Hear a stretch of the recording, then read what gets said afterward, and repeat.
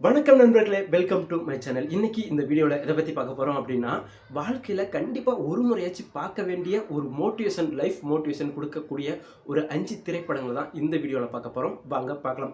வீடியோக்குள்ளே போகிறதுக்கு முன்னாடி நம்ம சேனலை சப்ஸ்கிரைப் பண்ணல அப்படின்னா அந்த விஷயம் சப்ஸ்கிரைப் பண்ணுங்கள். உங்களுடைய ஒவ்வொரு சப்ஸ்கிரைப் தான் எனக்கு அடுத்தடுத்த வீடியோ போகிறதுக்கு அவ்வளோ மோட்டிவேஷனாக இருக்குன்னு சொல்லலாம். அது மட்டும் இல்லைங்க, என்னுடைய கருத்துலேருந்து உங்களுடைய கருத்து மாறுபட்டு இருந்தால் கூட அதையும் கமெண்ட் செக்ஷனில் பதிவிடுங்க. கருத்துக்கள் வரவேற்கப்படுகிறது.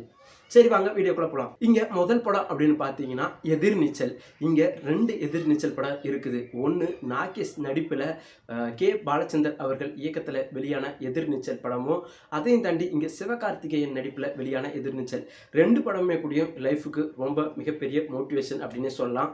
இன்னும் சொல்லப்போனால் இப்போ அதாவது சிவகார்த்திகேயன் நடித்த எதிர்நீச்சலை விட நாகேஷ் அவர்கள் நடித்த எதிர்நீச்சல் ரொம்ப ரொம்ப பயங்கரமாக இருக்கும் அப்படின்னு சொல்லலாம். ஏன் அப்படின்னா, ஒரு வறுமை கோட்டில் இருந்து ஒருத்தன் எப்படி முன்னேறான் அப்படிங்கிறத ரொம்ப அழகாகவும், அது மட்டும் இல்லாமல் அவனை சுற்றி இருக்கிற காரணிகள், சுற்றி இருக்கிற ஆட்கள் எல்லாம் அவனை எப்படி ட்ரீட் பண்ணுறாங்க, அதுலேருந்து எப்படி இவன் மேலே வரான் அப்படிங்கிறத பயங்கர எமோஷனலாகவும் பயங்கர காமெடியாகவும் சொல்லியிருப்பாங்க.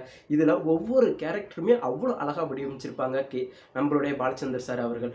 அப்படி இருக்கும் பட்சத்தில் தான் அந்த ஒரு படம் பயங்கர ஹிட்டான படமும் கூட. இன்னும் சொல்லப்போனால் ஹீரோவாக அறிமுகமான படமும் அதுதான் அப்படின்னு சொல்லலாம். நாகேஷோடைய ஹீரோவாக அறிமுகமான படமும் அதுதான் அப்படின்னே சொல்லலாம்.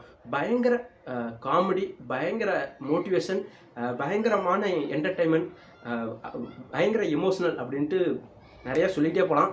ஸோ கண்டிப்பாக சொல்கிறேன், அந்த ஒரு படத்தை மிஸ் பண்ணாமல் பாருங்கள். இது பழைய படம் அப்படிங்கிறதுனால கண்டிப்பாக இந்த டைமுக்கு செட்டே ஆகாது அப்படின்லாம் நினச்சிடாதீங்க. அப்படி நினச்சிங்க அப்படின்னா அதுதான் மிகப்பெரிய தவறுன்னு கூட சொல்லலாம். ஏன்னா அந்த அளவுக்கு பயங்கரமான ஒரு மோட்டிவேஷன் படம் அப்படின்னே சொல்லலாம். கண்டிப்பாக மிஸ் பண்ணாமல் பாருங்கள். இந்த சிவகார்த்திகேயன் நடித்த எதிர்நீச்சலும் கூடயும் ஓகே அப்படிங்கிற மாதிரி தான். ஏன்னா இந்த டைமில் கொஞ்சம் என்டர்டெயின்மெண்ட் ஃபன் அப்படிங்கிற மாதிரியெல்லாம் கலவையாக கொண்டுட்டு வந்து லவ் அது இதுன்னு கொண்டுட்டு போயிருப்பாங்க. பட் இந்த படத்தை கம்பேர் பண்ணுறப்ப அந்த படம் பெட்டர் அப்படின்ட்டு தான் நான் சொல்ல வரேன்.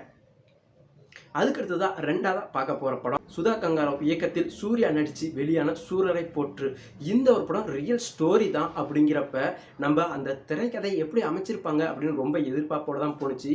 ஆனால் கொஞ்சம் கூட சலிக்காமல், இன்னும் சொல்லப்போனால் ஒவ்வொரு நிமிஷத்தையும் நம்மளை சிடிஜியில் கொண்டுட்டு வர மாதிரி, என்னையா ரொம்ப கரெக்டாக வர மாதிரி வந்துச்சு, மறுபடியும் பொத்துன்னு கீழே விழுந்துட்டானே அப்படிங்கிற அளவுக்கு நம்ம யோசிக்கிற அளவுக்கு ரொம்பவே நமக்குள்ளே ஃபீல் பண்ணி இதுக்கு மேலே இவனால் என்ன செய்ய முடியும் அப்படிங்கிற அளவுக்கு ரொம்பவே யோசிக்க வச்ச அந்த ஒரு படம் தான் சொல்லணும்.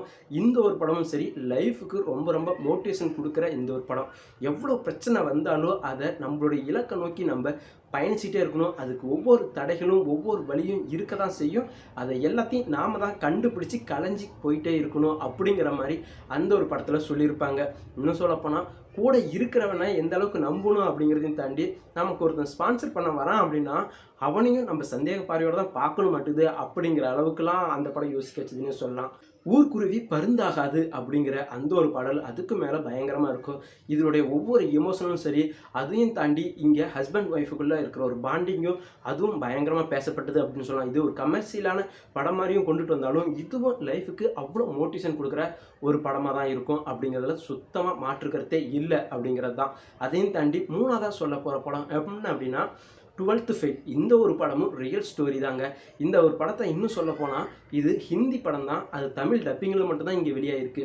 அப்பயும் இது பயங்கர வரவேற்பை இங்கே பெற்றிருக்கு. அதையும் தாண்டி இங்கே கவர்மெண்ட் எக்ஸாம், குரூப் எக்ஸாம் எழுதுகிற எல்லா மாணவர்களுக்குமே கூடயும் இந்த ஒரு படத்தை பார்க்காம இருந்திருக்கே வாய்ப்பு இல்லை. இன்னும் சொல்லப்போனால் இந்த ஒரு படத்தை எல்லாருடைய ஃபோன்லேயும் இருக்கிறது கூடிய வாய்ப்பு இருக்குது அப்படின்னு சொல்லலாம். ஒரு மனுஷன் இன்னும் சொல்லப்போனால் ஒரு குற்றவாளியாக இருக்கிற பகுதிகள் இந்த பகுதி தான் அப்படின்னு இருக்கிற இடத்துல இருந்து ஒரு மனுஷன் காப்பி அடிக்காமல் 12th பாஸ் ஆகி அது டிஎஸ்பியாக தான் ஆகணும் அப்படின்ட்டு வருவாப்பில். ஆனால் அங்கே எல்லா சென்டரும் மூடி இருக்கும். அதையும் தாண்டி என்ன பண்ணுறதுன்னு யோசிச்சுட்டு இருக்கிறப்ப தன்னுடைய உடைமைகள், பணம், காசு எல்லாமே இழந்த பிறகு மறுபடியும் அங்கே ஒரு நண்பர் மூலிமா மறுபடியும் ஐபிஎஸ் எழுதணும், ஐஏஎஸ் ஆகணும் அப்படிங்கிற மாதிரி அவருக்கு ஒரு வாய்ப்பு கிடச்சி அவர் மறுபடியும் அதுக்காக எப்படி படிக்கிறாரு, எந்த அளவுக்கு ஒர்க் அவுட் பண்ணுறாரு அப்படிங்கிறத எல்லா ஸ்டூடெண்ட்டும் பார்க்கணும். அது ஸ்டூடெண்ட் மட்டும் இல்லை, இங்கே இருக்கிற எல்லாருமே பார்க்க வேண்டிய ஒரு படம் தான். ஏன்னா இது படிக்கிறவங்க தான் பார்க்கணுன்னு இல்லாமல் இங்கே லைஃப்பில் சாதிக்கணும்னு நினைக்கிற எல்லாருமே பார்க்க வேண்டிய இந்த ஒரு படமும் தான் டுவெல்த் ஃபெயில் அப்படிங்கிற அந்த ஒரு படம். அதுக்கடுத்ததான் 4வதா பார்க்க போகிற படம் வந்து அயலி. இந்த ஒரு படம் வந்து வெப் சீரிஸாக தான் வந்துச்சு. ஆனால் இது பயங்கரமாக மோட்டிவேஷன் படம் அப்படின்னே சொல்லலாம். இன்னும் சொல்லப்போனால் தமிழ்நாட்டில் இருந்து முதல் முறையாக ஒரு பெண்மணி டாக்டர் ஆகிருக்கிறாங்க அப்படின்னா அது முத்துலட்சுமி ரெட்டி அப்படின்னு தெரியும். மோட்டிவேஷனாக இருக்கும் அப்படின்னு சொல்லலாம். இன்னும் சொல்லப்போனால் அந்த ஊரில் இருக்கிற சாதி சம்பிரதாயம் கலாச்சாரத்தை எல்லாத்தையும் தாண்டி ஒரு பெண் எப்படி படித்து வராங்க அப்படிங்கிறதான். இங்கே ஒரு பெண் வயசுக்கு வந்துட்டாங்க அப்படின்னாலே உடனே அவங்கள கல்யாணம் பண்ணி வச்சிருவாங்க. அப்படிங்கிற ஒரு சூழல் இருக்கும்போது அதை எல்லாத்தையும் தாண்டி மறைச்சி தான் வயசுக்கு வந்ததையும் மறைச்சி அவள் எப்படி படித்து முதல் முறையாக அந்த மாவட்டத்திலேயே அந்த ஊர்லேயே ஒரு பெண்மணி டாக்டராக வராங்க அப்படிங்கிற மாதிரி தான் அந்த ஒரு படமும் கொண்டுட்டு போயிருப்பாங்க. படத்தில் பயங்கர மோட்டிவேஷனாகவும் இருக்கும். அதே சமயம் ஒரு பெண்ணுக்கு இன்னொரு பெண்ணுக்கு நடக்கிற ஒரு அநீதியாக கூட இருக்கும். ஸோ அநீதின்னு சொல்ல முடியாது, கல்யாணம் பண்ணி வச்சுருவாங்க. உடனே அவங்க ஹஸ்பண்ட் வந்து குடியில் வந்து இறந்துருவான் அப்படிங்கிற மாதிரி. அதுக்கப்புறமேட்டுக்கு என்ன பண்ணுறது அப்படின்னு தெரியலங்கிற அப்படியே ஒரு பயங்கரமான ஒரு நடிப்பு அந்த பொண்ணு பயங்கரமாக பண்ணியிருப்பாங்க. ஸோ அந்த படம்லாம் பயங்கர மோட்டிவேஷனாக இருக்கும். அது படம் வெப் சீரிஸு. கண்டிப்பாக மறக்காமல் அயலி அப்படிங்கிற இந்த ஒரு திரைப்படத்தையும் பாருங்கள். கண்டிப்பாக உங்களுக்கு மோட்டிவேஷனாக இருக்கும் அப்படிங்கிறத சொல்கிறேன். அதுக்கடுத்ததாக 5வதா பார்க்க போகிற படம் தான் மாதவனுடைய நடிப்பில் சுதா கங்காராவ் இயக்கத்தில் வெளியான இறுதிச் சுற்று. இந்த ஒரு படமும் அவ்வளோ மோட்டிவேஷனாக இருக்குங்க. இங்கே படத்தில் ஆரம்பத்துலேருந்து எண்டு வரைக்குமே சரி, படம் வந்து ஒரு குறிப்பிட்ட எனக்கு தெரிஞ்சு 1.5 மணி நேரமாக 1.25 மணி நேரமாக தான் போவோம். ஆனால் அந்த படத்தை அவ்வளோ நேர்த்தியாக கொடுத்துருப்பாங்க. இன்னும் சொல்லப்போனால் எப்படி ஸ்டெப் பை ஸ்டெப்பாக ஒரு பெண்மணி முதல்ல எந்த அளவுக்கு வராங்க அப்படிங்கிற மாதிரியான படம். ரொம்ப அருமையான படமும் கூட. கண்டிப்பாக இந்த படம் எல்லாமே உங்களுக்கு பிடிச்சிருக்கும் அப்படின்னு நான் நம்புகிறேன். உங்களுக்கு இதையும் தாண்டி வேறு இந்தந்த படம்லாம் நான் மிஸ் பண்ணிட்டேன் அப்படின்னு நீங்கள் நினச்சிங்க அப்படின்னா அந்த ஒரு படத்தையும் நம்மளுடைய கமெண்ட் செக்ஷனில் பதிவிடுங்க. கருத்துக்கள் வரவேற்கப்படுகிறது.